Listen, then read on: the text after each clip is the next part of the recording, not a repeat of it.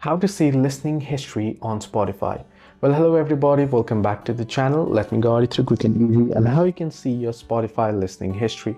Well, simply open up Spotify application. Once here, you want to tap on your profile icon at the top left corner of the screen.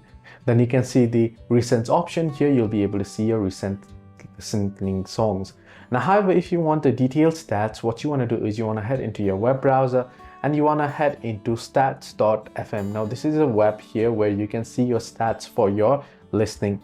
So here all you got to do is log into your account. So I'm already logged in here, you can see. Now what I can do is I can view my account details here, my listening history and such. So you can see my piece. If I head into it, I'll be able to see my listening stats right here. Top genres, top tracks, top artists that I've listened to, recent streams, and if I have unlock the plus version of this web, then I'll be able to see more past details as well. Hope this video was helpful. Do like and subscribe.